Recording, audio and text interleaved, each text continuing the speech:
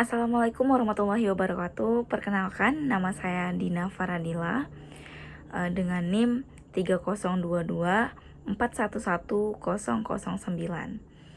Saya dari kelas 24 Manajemen 3. Nah, pada kali ini saya akan menjelaskan materi dari pertemuan 1 sampai pertemuan 7 pada mata kuliah Bank dan Lembaga Keuangan Non-Bank dengan dosen pengampu Bapak Robert Tua Barasa MM. Nah, pertama-tama saya akan menjelaskan mengenai memahami definisi, peran, dan jenis bank serta lembaga keuangan lainnya. Nah, yang pertama itu ada pengertian lembaga keuangan. Nah, lembaga keuangan adalah institusi yang berperan dalam mengelola seluruh aktivitas yang berkaitan dengan uang, mulai dari menghimpun dana, mengelola, hingga menyalurkannya kembali ke masyarakat. Nah, dalam kehidupan sehari-hari, hampir semua aktivitas ekonomi melibatkan lembaga keuangan. Misalnya, yang pertama, menabung di bank. Yang kedua, membayar dengan transfer atau e-wallet. Nah, yang ketiga, mengajukan pinjaman. Dan yang keempat, berinvestasi. Nah, tanpa lembaga keuangan, sistem ekonomi akan berjalan tidak efisien karena orang sulit menyimpan uang dengan aman. Nah, sulit mencari pihak yang mau meminjamkan dana, dan risiko kehilangan atau penipuan lebih tinggi. Nah, lembaga keuangan hadir untuk menciptakan rasa aman, kepercayaan, dan kelancaran dalam transaksi ekonomi. Nah, yang kedua, ada peran lembaga keuangan dalam perekonomian. Yang pertama itu ada intermediasi keuangan atau perantara dana. Ini adalah fungsi utama lembaga keuangan, yaitu sebagai penghubung antara orang yang memiliki kelebihan dana atau penabung, dan yang kedua, orang yang membutuhkan dana atau peminjam. Nah, bayangkan jika seseorang punya uang 100 juta, tapi tidak tahu harus dipinjamkan ke siapa. Nah, di sisi lain, ada pengusaha kecil yang butuh modal, tapi tidak kenal orang yang bisa meminjamkan uang. Nah, disinilah lembaga keuangan berperan. Yang pertama, mengumpulkan dana dari banyak orang. Yang kedua, mengelolanya. Dan yang ketiga, menyalurkannya ke pihak yang membutuhkan. Nah, dari itu dampaknya adalah usahanya bisa berkembang, produksinya meningkat, dan lapangan kerja bertambah. Juga ekonomi negara ikut tumbuh. Nah, yang kedua ada fasilitasi transaksi. Nah, lembaga keuangan menyediakan berbagai alat pembayaran modern. Dulu, transaksi hanya menggunakan uang tunai. Sekarang, dengan adanya lembaga keuangan, itu kita bisa transfer antar bank dalam hitungan detik, bisa belanja online tanpa uang fisik, bisa bayar tagihan otomatis. Nah, hal ini membuat transaksi lebih cepat, lebih aman, dan lebih efisien. Nah, dengan ini ekonomi pun menjadi lebih dinamis. Nah, yang ketiga itu ada penyedia informasi keuangan. Lembaga keuangan juga menyediakan data dan analisis keuangan. Nah, informasi ini penting untuk menentukan apakah suatu usaha layak dibiayai, membantu investor mengambil keputusan, dan menilai kondisi ekonomi. Dengan informasi yang akurat, risiko kerugian bisa diminimalkan. Nah, yang ketiga itu ada siklus intermediasi keuangan. Nah, siklus ini menjelaskan bagaimana uang berputar dalam sistem ekonomi. Nah, alur lengkapnya itu yang pertama, ada masyarakat menyimpan uang di bank. Yang kedua, bank mengelola dana tersebut. Yang ketiga, bank menyalurkan kredit ke masyarakat atau usaha. Yang keempat, kredit tersebut menghasilkan keuntungan. Yang keenam, keuntungan kembali ke sistem keuangan. Nah, proses ini menciptakan multiplier effect, yaitu satu kegiatan ekonomi bisa memicu banyak kegiatan lain. Contohnya nih, pinjaman untuk usaha, lalu usahanya berkembang, lalu butuh tenaga kerja, lalu tenaga kerjanya punya penghasilan, penghasilannya dibelanjakan, lalu ekonominya terus berputar. Nah, yang keempat, ada pengertian bank menurut Undang-Undang Nomor 7 Tahun 1992. Nah, bank adalah badan usaha yang menghimpun dana dan menyalurkannya kembali untuk meningkatkan kesejahteraan masyarakat. Nah, bank tidak hanya menyimpan uang, tetapi juga menggerakkan ekonomi, membantu pembangunan nasional, menjaga kestabilan sistem keuangan. Bank menjadi pusat aktivitas keuangan masyarakat. Nah, yang kelima, fungsi utama bank. Nah, yang pertama itu ada tempat penyimpanan dana. Bank menyediakan tempat yang aman untuk menyimpan uang. Yang pertama, untuk mengurangi risiko kehilangan, untuk memberikan bunga atau imbal hasil, dan memudahkan akses kapan saja. Nah, yang kedua itu pemberi kredit. Bank memberikan pinjaman kepada masyarakat. Kredit ini sangat penting karena tidak semua orang punya modal. Usaha juga bisa dimulai meski tanpa uang besar. Membantu kebutuhan mendesak. Nah, kredit juga memiliki risiko seperti kredit macet atau ketidakmampuan bayar. Nah, yang ketiga itu ada fasilitator transaksi. Bank mempermudah berbagai transaksi dari transfer uang, pembayaran digital, dan transaksi internasional. Ini membuat aktivitas ekonomi semuanya menjadi lebih praktis. Nah, yang keempat ada pengelola investasi. Bank membantu nasabah mengembangkan dana. Yang pertama itu memberikan produk investasi, memberikan saran keuangan, dan mengelola aset. Nah, kita lanjut yang keenam yaitu jenis-jenis bank. Yang pertama ada bank umum. Bank umum ini memberikan layanan lengkap untuk masyarakat. Yang pertama itu untuk digunakan oleh individu dan perusahaan. Dan juga memiliki banyak cabang. Juga menyediakan berbagai produk. Nah, yang kedua, bank sentral. Bank sentral ini mengatur sistem keuangan negara.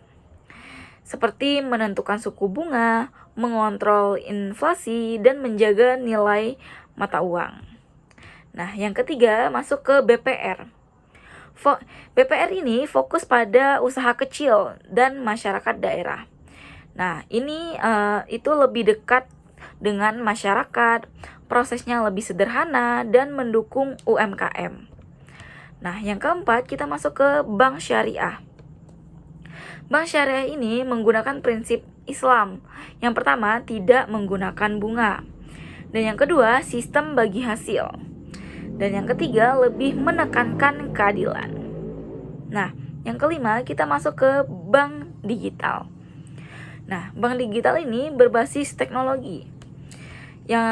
Yaitu tidak perlu datang ke kantor, semua layanannya online, dan lebih cepat dan efisien. Nah, yang ketujuh, lembaga keuangan non-bank. Terbagi menjadi beberapa. Yang pertama itu ada asuransi. Asuransi ini melindungi dari risiko finansial. Nah, jika terjadi hal tak terduga seperti kecelakaan, sakit, kerugian usaha, asuransi akan membantu menanggung biayanya.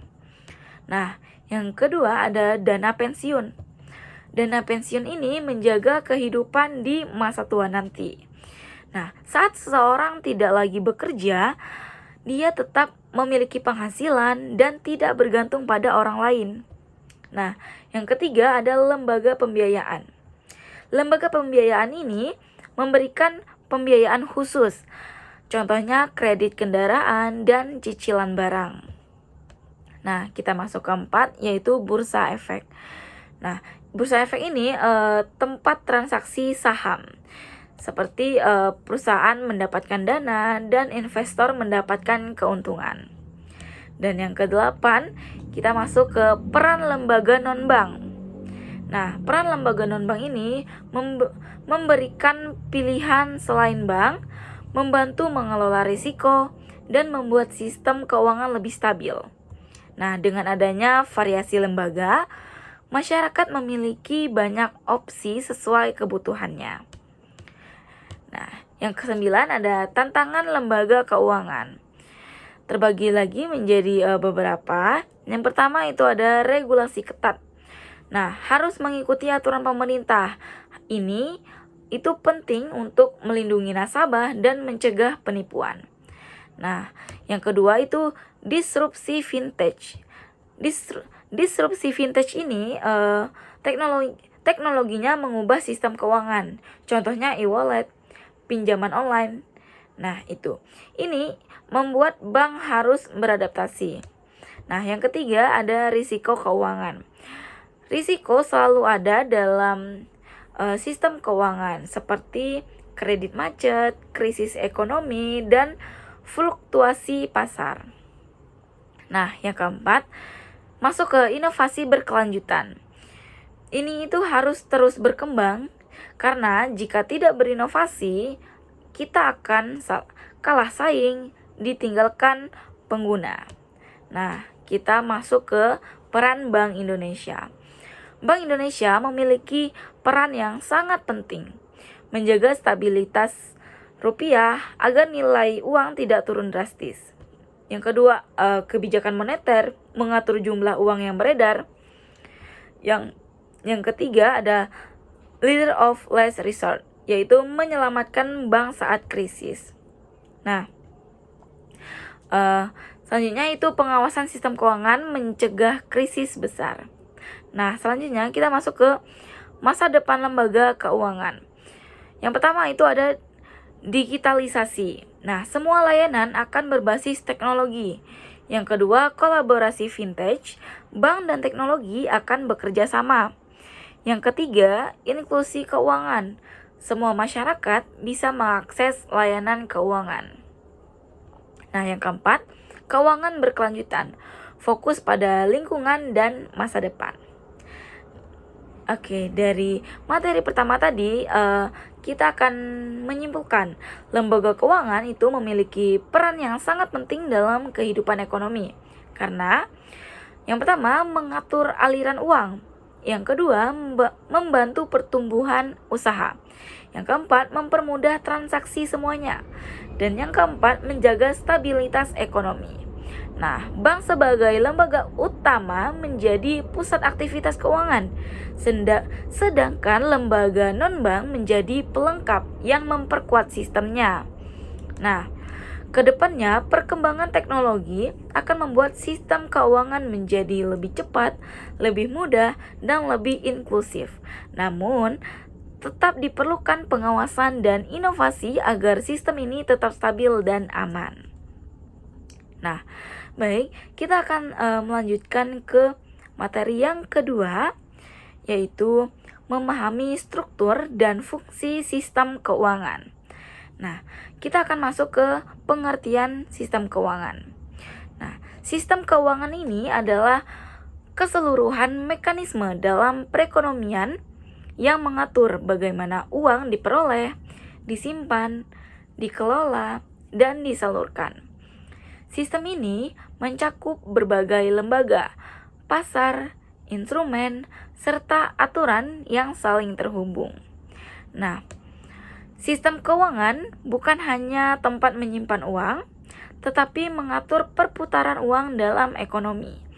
Sistem ini memastikan bahwa dana tidak menganggur, melainkan digunakan untuk kegiatan produktif seperti usaha, investasi, dan pembangunan. Nah, tanpa sistem keuangan, ekonomi akan berjalan lambat karena tidak ada penghubung antara pihak yang punya dana dan yang membutuhkan dana. Contoh sederhananya seperti ini. Kamu menabung di bank dan bank menyalurkannya ke kredit usaha. Usaha berkembang dan ekonominya meningkat. Oke, kita masuk ke yang kedua, yaitu struktur sistem keuangan. Yang pertama itu lembaga keuangan. Lembaga keuangan adalah pihak yang menjalankan sistem keuangan secara langsung. Jenis-jenisnya, yang pertama bank, yaitu menghimpun dana seperti tabungan dan deposito. Menyalurkan dana seperti kredit, contohnya bank umum dan bank syariah. Yang kedua yaitu lembaga non-bank, seperti asuransi, perlindungan risiko, pegadaian, pinjaman dengan jaminan, dana pensiun, persiapan masa tua, dan multi-finance, kredit kendaraan, dan lain-lain.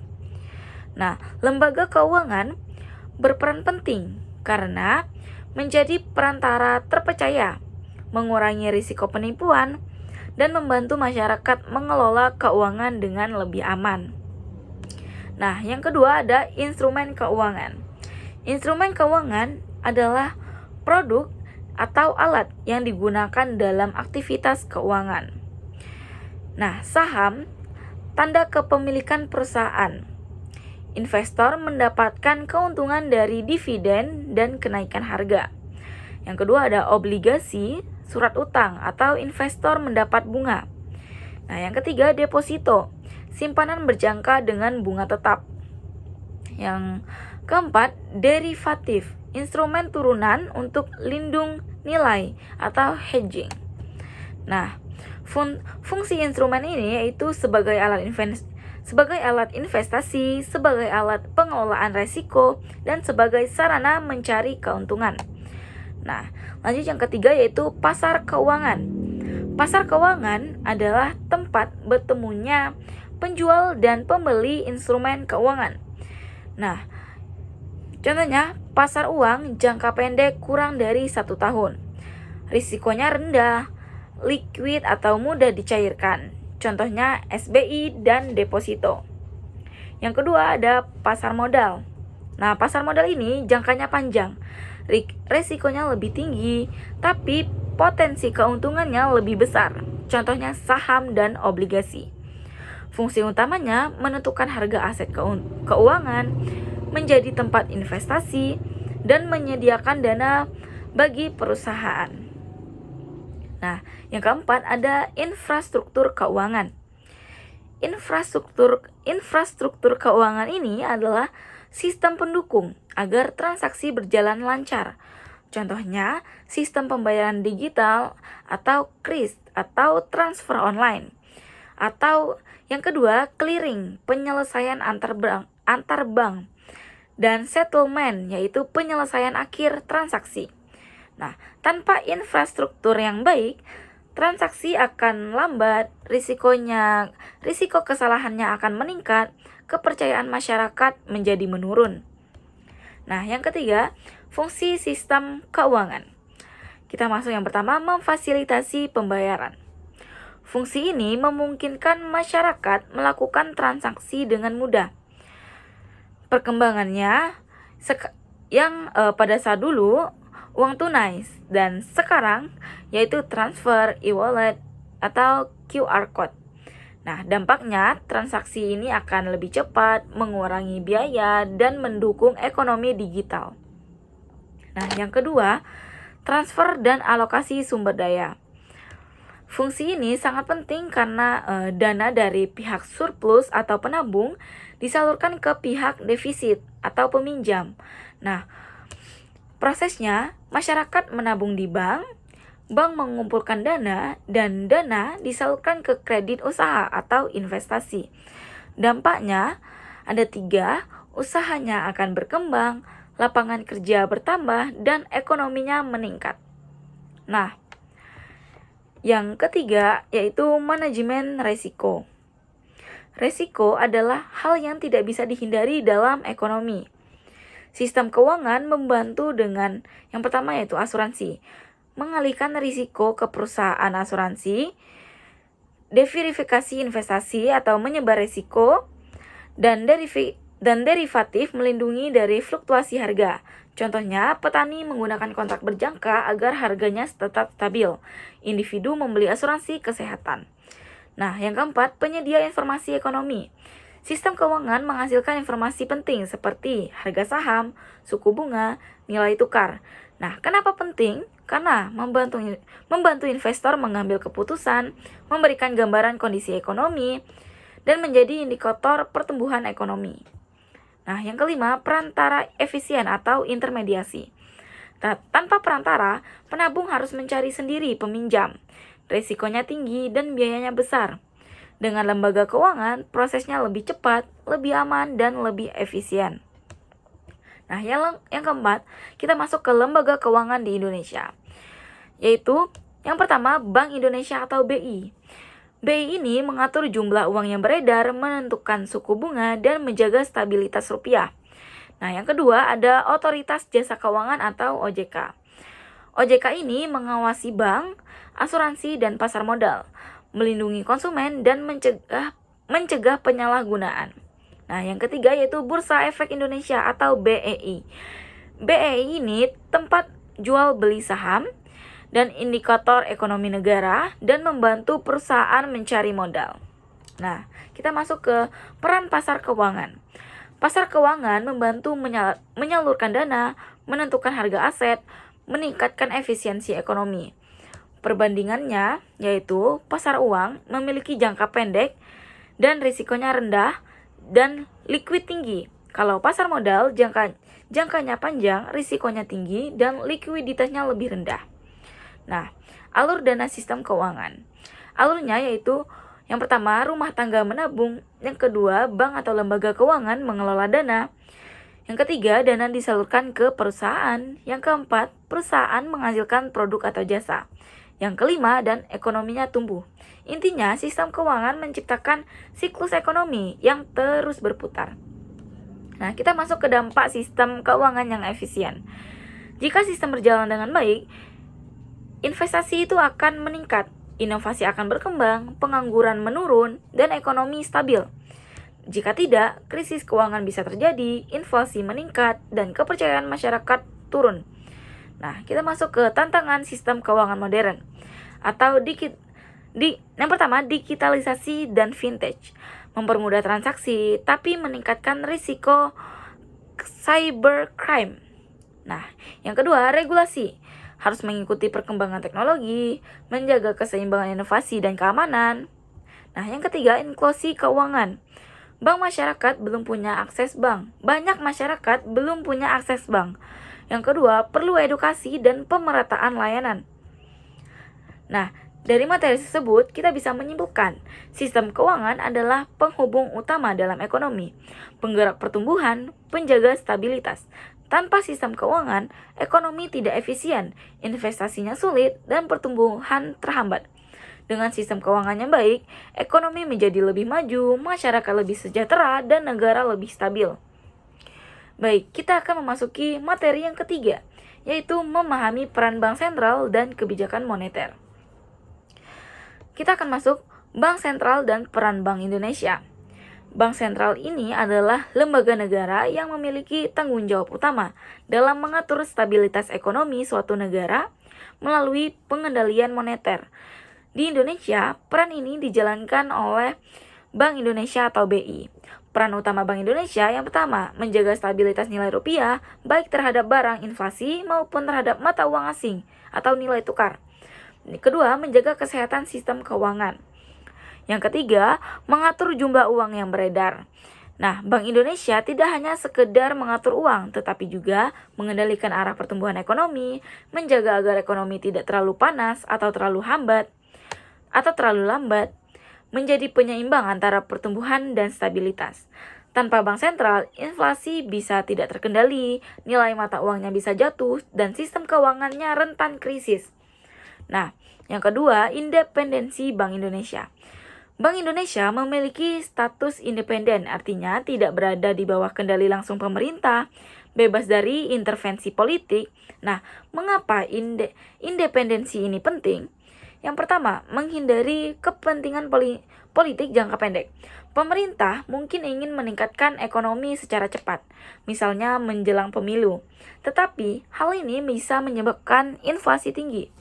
Nah, yang kedua, menjaga objektivitas kebijakan. Keputusan diambil berdasarkan data ekonomi, bukan tekanan pihak tertentu. Yang ketiga, meningkatkan kepercayaan investor. Investor lebih percaya pada negara yang bank sentralnya independen. Nah, independensi membuat kebijakan moneter menjadi lebih kredibel, stabil, dan efektif.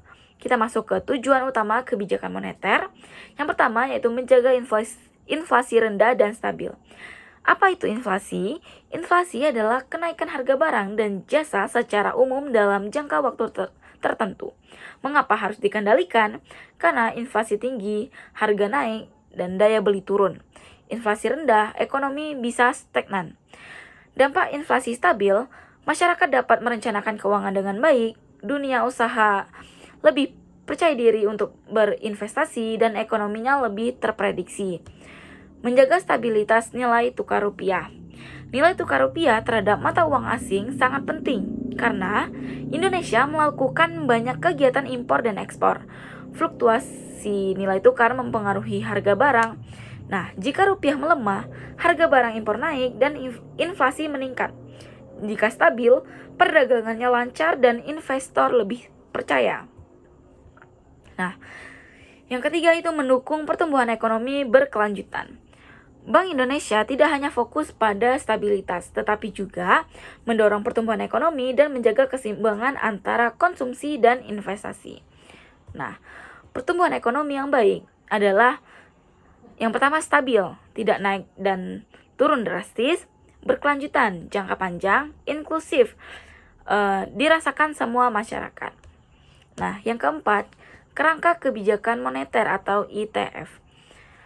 Yang pertama, Inflation Targeting Framework. Nah, ITF adalah strategi di mana Bank Indonesia menetapkan target inflasi tertentu. Yang kedua, semua kebijakan diarahkan untuk mencapai target tersebut. Nah, kelebihan ITF ini yang pertama lebih terarah, transparan, dan mudah dipahami masyarakat. Nah, yang kedua, Fleksibel ITF. Fleksibel ITF itu berarti yang pertama tidak hanya fokus pada inflasi, yang kedua tapi juga mempertimbangkan kondisi ekonomi global dan domestik. Nah, mengapa perlu fleksibel? Karena ekonomi dunia berubah cepat. Ada krisis global, pandemi, dan lain-lain. Nah, kita masuk ke instrumen kebijakan moneter. Yang pertama ada operasi pasar terbuka atau OPT. Nah, cara kerjanya, BI membeli surat berharga, uang beredar bertambah. BI menjual surat berharga, uang beredar berkurang. Tujuannya apa? Mengontrol likuiditas. Yang kedua, menjaga stabilitas ekonomi. Nah, yang kedua, suku bunga acuan. Suku bunga acuan ini mempengaruhi dua, yaitu bunga pinjaman dan bunga tabungan. Dampaknya, suku bunga naik, orang menabung, dan konsumsi turun. Yang kedua, suku bunga turun, orang meminjam, konsumsi naik. Begitu. Oke, kita lanjut ke giro wajib minimum atau GWM. Nah, bank wajib menyimpan sebagian dana di Bank Indonesia. Tidak boleh digunakan untuk kredit. Tujuannya mengontrol jumlah uang beredar dan menjaga stabilitas bank. Nah, kita masuk ke peran BI dalam stabilitas sistem keuangan. Yang pertama, pengawasan perbankan. BI memastikan bank tidak bangkrut dan sistem keuangan tetap stabil. Nah, sistem pembayaran, BI mengatur transfer bank dan pembayaran digital. Tujuannya yaitu transaksi aman dan cepat dan menghindari gangguan ekonomi. Nah, kita lanjut ke leader of last resort, yaitu jika bank kekurangan dana, BI akan memberikan pinjaman. Tujuannya yaitu untuk mencegah krisis perbankan, menjaga kepercayaan masyarakat. Nah, kita masuk ke tantangan di era digital. Yang pertama yaitu ada fintech atau cryptocurrency, yaitu yang pertama mempermudah transaksi, yang kedua tapi berisiko tinggi, yaitu penipuan dan volatilitas. Yang kedua yaitu keamanan cyber. Ada dua, yaitu ancaman hacker meningkat, sistem harus lebih kuat. Dan yang ketiga, literasi keuangan. Masyarakat harus paham teknologi dan agar tidak salah penggunaan. Nah, yang keempat yaitu kolaborasi. BI harus bekerja sama dengan pemerintah, bank, dan fintech. Nah, yang kedelapan kita akan masuk ke dampak kebijakan moneter. Yang pertama yaitu ada daya beli, inflasi stabil, harga stabil, dan masyarakat sejahtera. Yang kedua, investasi dan konsumsi. Suku bunga rendah, investasi naik, ekonomi tumbuh. Yang ketiga yaitu nilai tukar. Nilai tukar stabil dan perdagangannya lancar. Oke, kita masuk ke studi kasus krisis 2008. Nah, langkah BI yaitu menurunkan suku bunga, menambah likuiditas, menjaga kepercayaan pasar. Nah, hasilnya yaitu ekonominya tetap stabil, krisis dapat dikendalikan. Nah, kita masuk ke peran Bank Sentral dalam investasi. Bank Indonesia menciptakan yaitu dua, yaitu stabilitas ekonomi dan kepastian kebijakan. Dampaknya yaitu investor akan tertarik nih. Dan yang kedua, ekonomi berkembang. Nah, dari materi tersebut kita akan menyimpulkan bahwa Bank Indonesia yaitu pengatur stabilitas ekonomi, pengendali inflasi dan nilai tukar, penjaga sistem keuangan. Nah, peran utamanya menjaga stabilitas harga, mengatur jumlah uang beredar, menjaga sistem keuangan, mendukung pertumbuhan ekonomi. Nah, Bank Sentral merupakan pilar utama dalam menjaga kestabilan ekonomi negara. Melalui kebijakan moneter yang tepat, Bank Indonesia mampu mengendalikan inflasi, menjaga nilai rupiah, mendorong pertumbuhan ekonomi, dan menghadapi tantangan global dan digital. Sehingga, peran Bank Indonesia sangat penting dalam menciptakan ekonomi yang stabil, kuat, dan berkelanjutan bagi Indonesia. Nah, baik, selanjutnya kita akan masuk ke materi keempat. Ya, materi keempat yaitu memahami fungsi-fungsi bank umum. Nah, yang pertama kita masuk ke pengertian bank umum. Bank umum adalah lembaga keuangan yang memiliki fungsi utama sebagai perantara keuangan, yaitu menghubungkan pihak yang memiliki kelebihan dana dengan pihak yang kekurangan dana. Nah, dalam kehidupan ekonomi, tidak semua orang berada dalam kondisi keuangan yang sama. Ada yang memiliki uang lebih atau penabung. Nah, ada juga yang membutuhkan dana atau pengusaha. Nah, disinilah bank berperan sebagai penghubung yang aman dan terpercaya. Bank umum juga beroperasi secara konvensional atau bunga atau syariah bagi hasil. Diatur oleh pemerintah untuk menjaga stabilitas ekonomi dan diawasi agar tidak merugikan masyarakat. Jadi, bank umum bukan hanya tempat menyimpan uang, tetapi juga sistem penting yang menjaga keseimbangan ekonomi. Nah, kita masuk yang kedua yaitu fungsi utama bank umum. Yang pertama, menghimpun dana atau funding. Bank menghimpun dana dari masyarakat dalam bentuk simpanan, yaitu tabungan. Yang pertama, tabungan bisa diambil kapan saja, digunakan oleh masyarakat umum, memberikan bunga meskipun relatif kecil. Tabungan ini mendorong masyarakat untuk menabung dan mengatur keuangan, serta mengurangi kebiasaan konsumtif. Yang kedua yaitu giro. Digunakan oleh pelaku usaha, bisa menggunakan cek dan biljet giro. Tidak fokus pada bunga, tapi kemudahan transaksi. Giro ini sangat penting dalam dunia bisnis. Karena mempermudah transaksi dalam jumlah besar, mengurangi risiko membawa uang tunai. Nah, yang ketiga yaitu ada deposito.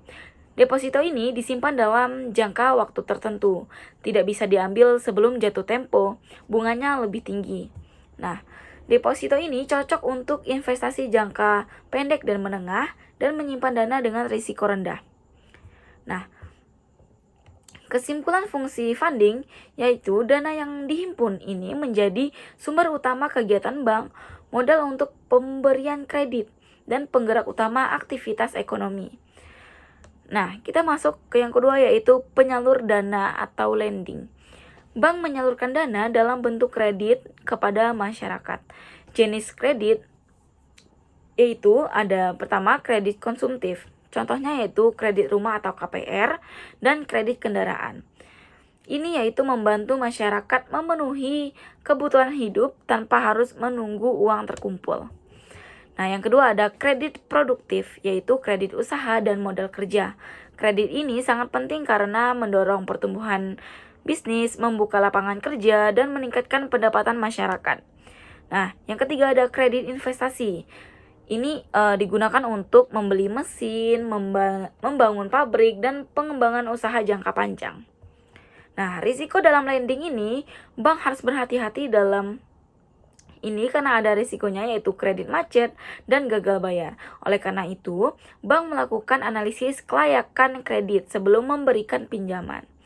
Nah, yang ketiga ada penyedia jasa atau servis.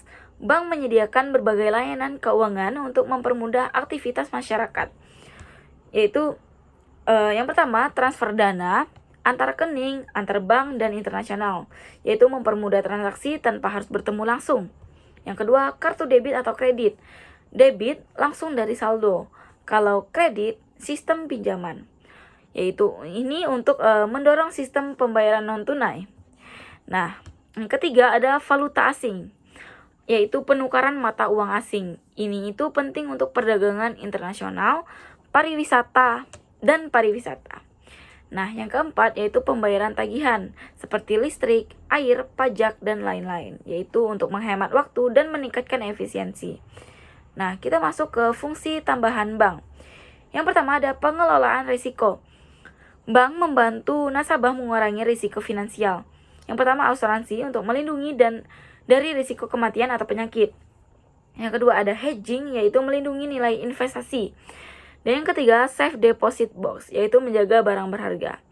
Bank menjadi tempat yang tidak hanya menyimpan uang, tetapi juga melindungi kekayaan.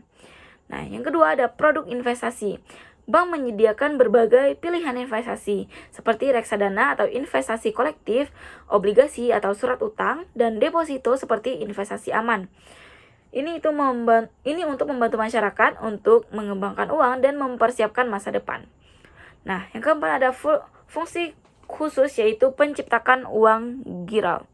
Bank dapat menciptakan uang melalui sistem kredit. Yang pertama ada nasabah menyimpan uang.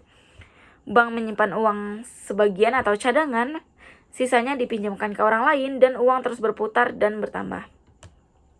Ini itu disebut money multiplier effect. Dampaknya ada 3. Yang pertama, menambah jumlah uang beredar, meningkatkan aktivitas ekonomi, dan membantu kebijakan moneter. Nah, kita masuk ke tugas utama bank. Ada 3 pilar. Yang pertama, funding, mengumpulkan dana dari masyarakat. Yang kedua, lending, menyalurkan dana ke masyarakat. Yang ketiga, service, memberikan layanan keuangan. Ketiganya ini saling terhubung dan tidak bisa dipisahkan. Nah, kita masuk ke klasifikasi bank umum. Yang pertama, ada bank devisa. Bank yang bisa melakukan transaksi internasional, keunggulannya ada transfer luar negeri, ekspor impor, atau C. Sangat penting untuk bisnis global. Nah, yang kedua ada bank non devisa, bank yang hanya melayani transaksi domestik. Karakteristiknya ada 3, lebih sederhana, fokus lokal, dan bisa berkembang menjadi bank devisa. Nah, yang ketujuh ada kegiatan operasional bank. Yang pertama, penyimpanan dana, keamanannya tinggi, transfer, mempercepat transaksi, surat berharga, alat pembiayaan, factoring, membantu cash flow perusahaan, dan pembayaran mempermudah hidup masyarakat, bank garansi, jaminan dalam bisnis. Nah, semua ini membuat bank menjadi pusat aktivitas keuangan. Nah, kita masuk ke peran strategis bank. Yang pertama ada agent of trust. Bank menjaga kepercayaan masyarakat. Tanpa kepercayaan, sistem perbankan akan runtuh. Yang kedua, agent of equity. Bank membantu pemerataan ekonomi dengan memberikan kredit ke UMKM dan masyarakat kecil. Yang ketiga, agent of development. Bank mendukung pembangunan ekonomi, contohnya infrastruktur, industri, dan UMKM.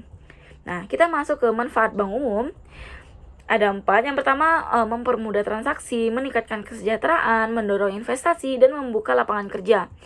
Bank berperan langsung dalam meningkatkan kualitas hidup masyarakat. Nah, kita masuk ke tantangan bank umum. Yang pertama ada vintage, lebih cepat dan lebih praktis. Yang kedua ada digitalisasi, mobile banking, dan internet banking. Dan yang ketiga keamanan cyber, yaitu ancaman hacking dan penipuan online.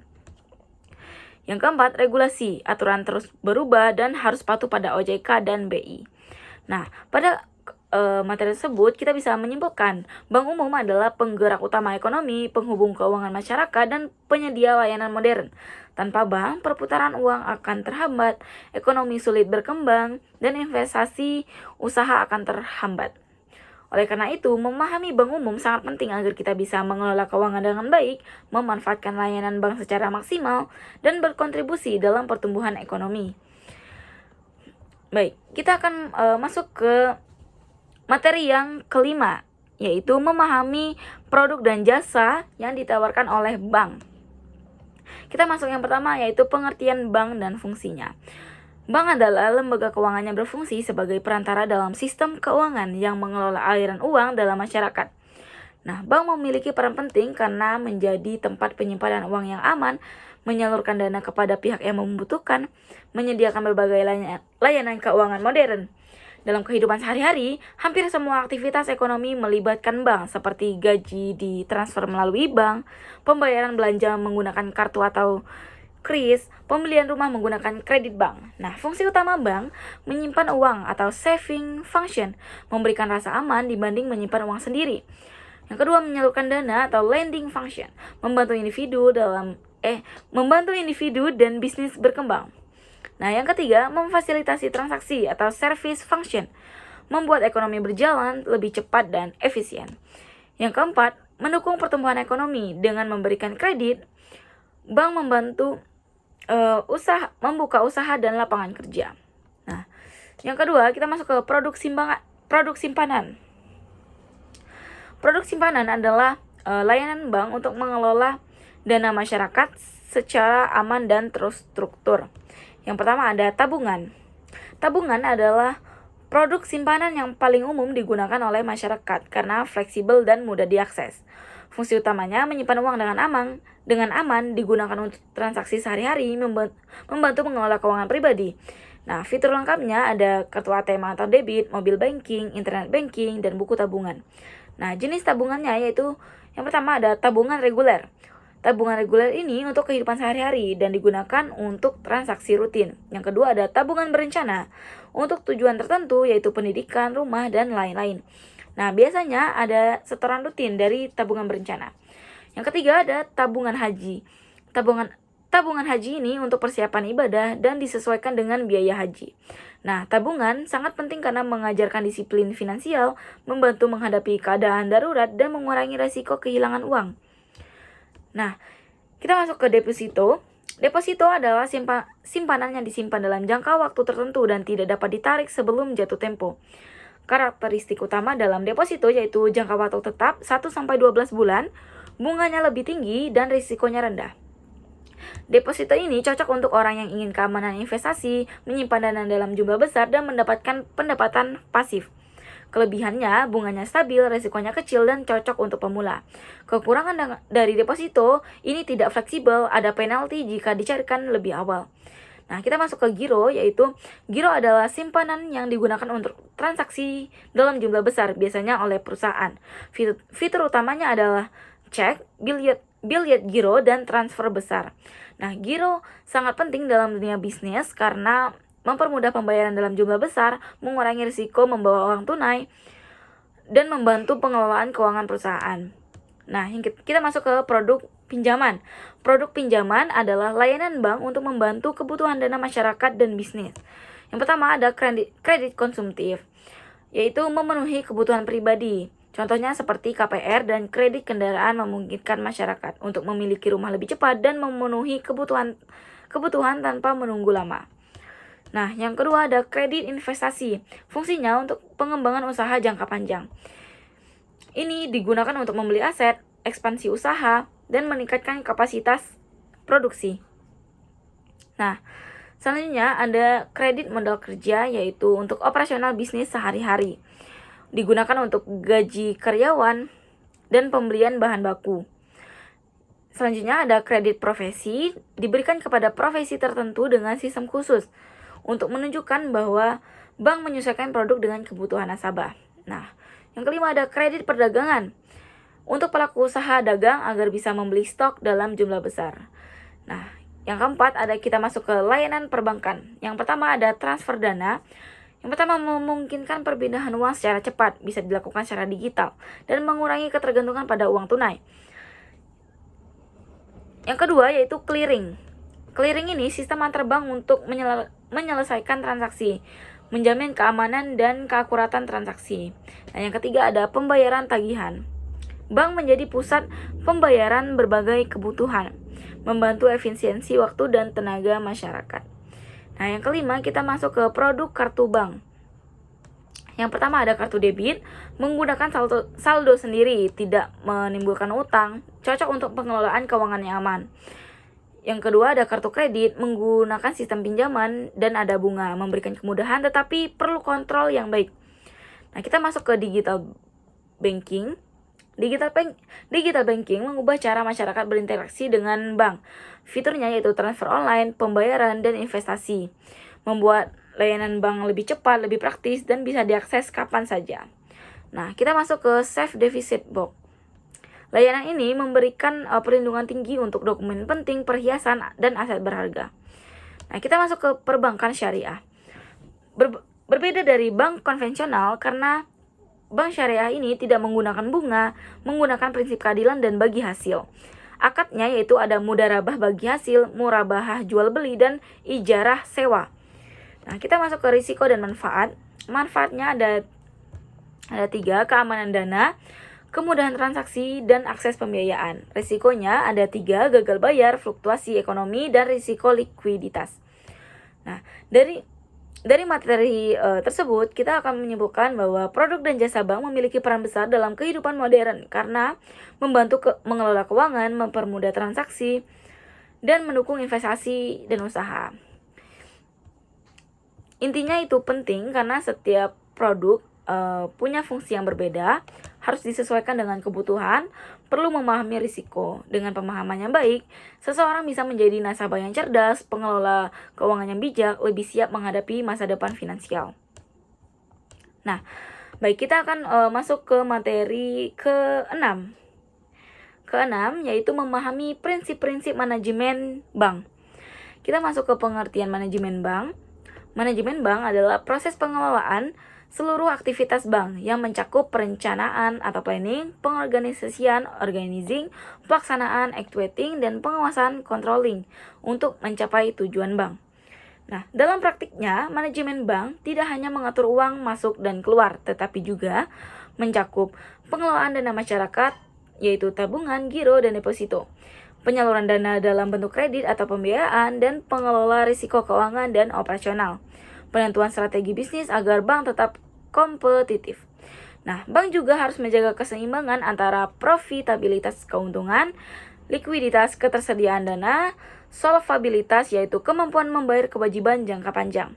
Nah, jika salah satu tidak terjaga, maka bank bisa mengalami masalah serius seperti krisis likuiditas atau bahkan kebangkrutan. Jadi, manajemen bank berperan sebagai pengatur agar semua sistem berjalan stabil dan tidak merugikan pihak manapun. Yang kedua, kita masuk ke prinsip dasar manajemen bank. Yang pertama, prinsip kehati-hatian yaitu prudential principle. Prinsip ini mengharuskan bank untuk selalu berhati-hati dalam setiap keputusan keuangan, terutama dalam penyaluran kredit. Nah, bank menggunakan uang masyarakat sehingga risiko kerugian harus diminimalkan. Oleh karena itu, bank melakukan analisis kelayakan kredit, yaitu 5C. Karakter, capacity, capital, collateral, dan condition. Nah, penilaian kemampuan bayar nasabah, pengawasan terhadap kredit yang sudah diberikan. Nah, jika prinsip ini tidak diterapkan, banyak kredit macet, bank bisa kehilangan kepercayaan masyarakat, berpotensi bangkrut. Nah, prinsip ini adalah tameng utama agar bank tetap aman. Nah, kita masuk ke transparansi dan akuntabilitas. Bank harus terbuka dalam memberikan informasi dan bertanggung jawab atas semua kegiatannya. Transparansi dilakukan melalui laporan keuangan yang jelas dan akurat, informasi produk yang tidak menyesatkan, keterbukaan biaya dan risiko. Nah, akuntabilitas berarti setiap keputusan bisa dipertanggungjawabkan. Ada audit internal dan eksternal. Nah, jika tidak transparan, nasabah bisa dirugikan, kepercayaan publik menurun, bisa terkena sanksi hukum. Tanpa kepercayaan, bank tidak bisa bertahan. Nah, yang ketiga kita masuk ke efisiensi dan efektivitas. Bank harus menggunakan sumber daya secara optimal untuk mencapai hasil yang maksimal. Efisiensi berarti mengurangi biaya operasional, memanfaatkan teknologi. Dan efektivitas berarti tujuan tercapai dengan baik, layanan sesuai kebutuhan nasabah. Contohnya yaitu menggunakan mobile banking untuk mengurangi biaya operasional cabang, otomatisasi sistem untuk mempercepat layanan. Nah, bank yang tidak efisien akan kalah bersaing dengan vintage. Nah, kita masuk ke manajemen risiko. Manajemen risiko adalah inti dari keberhasilan bank. Nah, proses manajemen risiko yaitu meliputi identifikasi risiko, yaitu mengenali potensi masalah. Yang kedua, pengukuran risiko, menilai seberapa besar dampaknya. Yang ketiga, pemantauan risiko, mengawasi secara terus-menerus. Yang keempat, pengendalian risiko, mengambil tindakan pencegahan. Nah, jenis-jenis risiko, yang pertama, risiko kredit. Terjadi ketika nasabah tidak mampu membayar pinjaman, yaitu ini adalah risiko terbesar bank, disebabkan oleh kondisi ekonomi, usaha gagal, atau niat buruk. Dampaknya, kerugian finansial, menurunnya kesehatan bank. Nah, yang kedua, risiko likuiditas.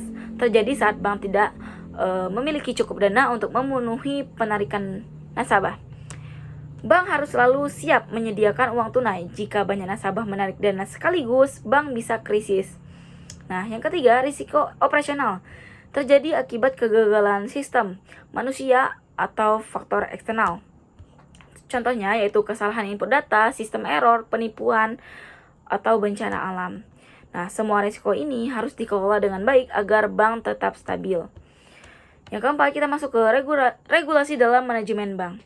Nah, bank harus mengikuti aturan yang ditetapkan oleh pemerintah dan otoritas keuangan. Yaitu, regulasi ini bertujuan untuk menjaga stabilitas sistem keuangan, melindungi nasabah, dan mencegah krisis ekonomi. Nah, peran OJK dalam ini yaitu mengawasi kinerja bank, melakukan pemeriksaan, menilai kesehatan bank, dan perlindungan nasabah, yaitu transparansi produk, keamanan data, dan penanganan keluhan. Nah, regulasi ini memastikan bank tidak bertindak sembarangan. Nah, kita masuk ke prinsip syariah dalam manajemen bank. Bank syariah memiliki sistem berbeda dari bank konvensional. Yang pertama yaitu adalah larangan riba, tidak menggunakan bunga tetapi sistem bagi hasil. Yang contohnya yaitu mudharabah, kerjasama antar pemilik modal dan pengelola, dan musyarakah, kerjasama modal bersama. Nah, yang kedua yaitu transparansi dan keadilan. Tidak ada unsur penipuan dan semua transaksinya jelas. Nah, yang ketiga yaitu zakat dan fungsi sosial.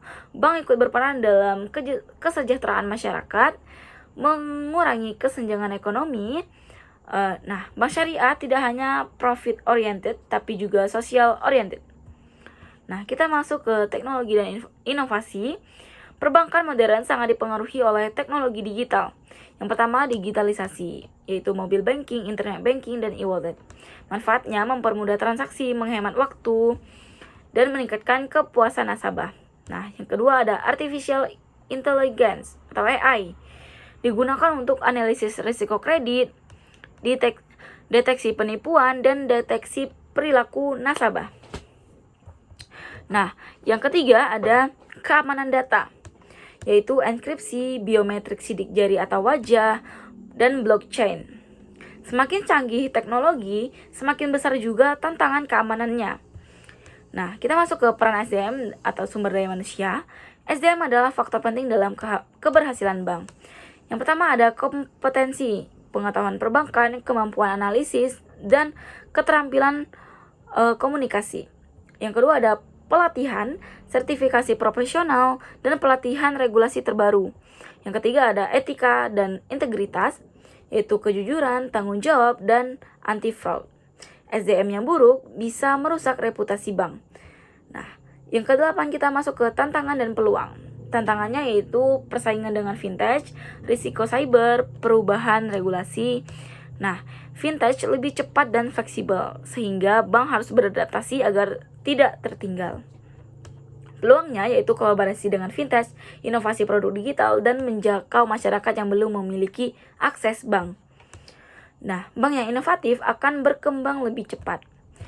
Baik, dari materi tersebut kita bisa menyimpulkan bahwa manajemen bank adalah sistem penting yang menjaga stabilitas keuangan, keamanan dana nasabah, kepercayaan masyarakat. Nah, bank tidak hanya berfungsi sebagai tempat menyimpan uang, tetapi juga penggerak ekonomi, penyalur dana, dan penjaga stabilitas sistem keuangan. Oleh karena itu, manajemen bank harus hati-hati, profesional, dan transparan. Adaptif terhadap perubahan. Nah, baik, kita akan masuk ke materi yang ketujuh, materi terakhir, yaitu memahami jenis-jenis risiko dalam perbankan dan cara pengelolaannya. Yang pertama, kita masuk ke pengantar risiko dalam perbankan. Risiko dalam perbankan merupakan kemungkinan terjadinya kerugian yang dapat mempengaruhi kondisi keuangan, operasional, hingga reputasi bank. Nah, dalam kegiatan perbankan, risiko tidak bisa dihindari karena bank selalu berhubungan dengan uang dalam jumlah besar, keputusan investasi dan kredit, sistem teknologi yang kompleks, dan kepercayaan masyarakat.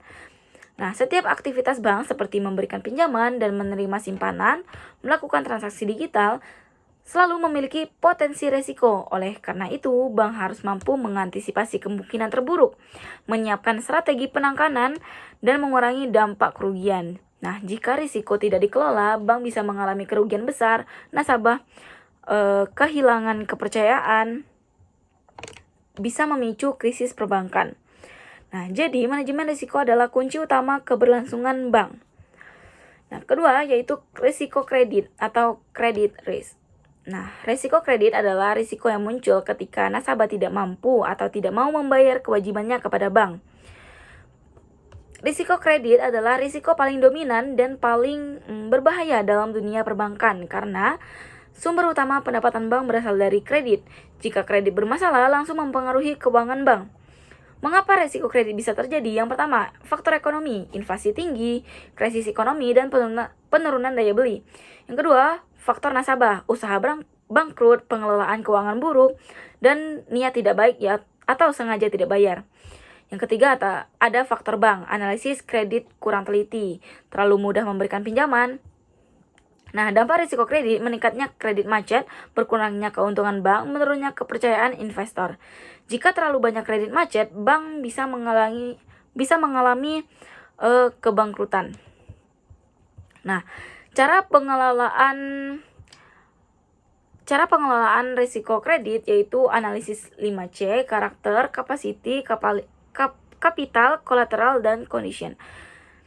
Nah, diversifikasi kredit yaitu tidak hanya ke satu sektor, monitoring berkala terhadap nasabah, dan intinya bank harus selektif, bukan asal memberi pinjaman.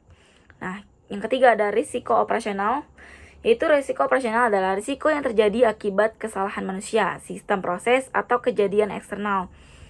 Nah, risiko ini sering terjadi dalam kegiatan sehari-hari bank, bahkan dalam hal kecil sekalipun. Sumber risiko operasional yang pertama kesalahan manusia atau human error, salah input data, kelalaian dalam bekerja, dan kurangnya pelatihan. Yang kedua, sistem teknologi, server down, gangguan aplikasi mobile banking, atau bug dalam sistem. Nah, yang ketiga ada kejahatan atau fraud, penipuan oleh karyawan, penipuan oleh pihak luar, dan skimming atau phishing. Nah, yang keempat, faktor eksternal, bencana alam, serangan cyber, atau hacking. Nah, dampak risiko operasional yaitu kerugian finansial, gangguan layanan kepada nasabah, dan reputasi bank menurun. Nah, cara mengelola risiko operasional, membuat sistem kontrol internal yang kuat, memberikan pelatihan rutin kepada karyawan, menggunakan teknologi keamanan terbaru. Nah, risiko operasional bisa dikurangi dengan kombinasi SDM yang baik plus teknologi yang kuat.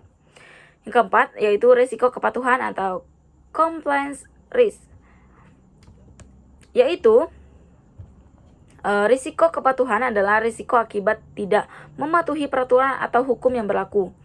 Nah, dalam dunia perbankan, regulasi sangat ketat karena menyangkut stabilitas ekonomi, keamanan dana masyarakat, dan bank harus mengikuti aturan dari OJK, Bank Indonesia, dan standar internasional. Nah, penyebab risiko kepatuhan, kurangnya pemahaman aturan, kesengajaan melanggar, dan sistem pengawasannya lemah. Nah, dampak risiko kepatuhan yaitu denda besar, sanksi hukum, pencabutan izin usaha, rusaknya reputasi bank. Cara mengelolanya yaitu audit rutin, sistem kepatuhannya terintegrasi, dan pelatihan bagi seluruh karyawan. Nah, kepatuhan yang penting agar bank tetap legal dan dipercaya. Yang kelima, ada risiko reputasi. Risiko reputasi ini adalah risiko akibat menurunnya kepercayaan masyarakat terhadap bank. Reputasi adalah aset tidak terlihat, tetapi sangat penting dalam perbankan. Bank hidup dari kepercayaan. Jika reputasi rusak, nasabah menarik dana, investor mundur, bank bisa mengalami krisis. Nah, penyebab risiko reputasi, skandal keuangan, kebocoran data, pelayanan buruk, berita negatif. Dampaknya yaitu penurunan jumlah nasabah, kerugian finansial, dan turunnya harga saham. Nah, cara mengelolanya gimana? Yang pertama yaitu transparansi, pelayanan yang baik, respon cepat terhadap masalah. Nah, reputasi sama dengan kepercayaan, sangat sulit dibangun dan mudah hilang. Nah, kita masuk ke peran regulator. Regulator berfungsi menjaga sistem perbankan tetap stabil dan aman. Perannya yaitu mengawasi bank, membuat aturan, dan menilai kesehatan bank.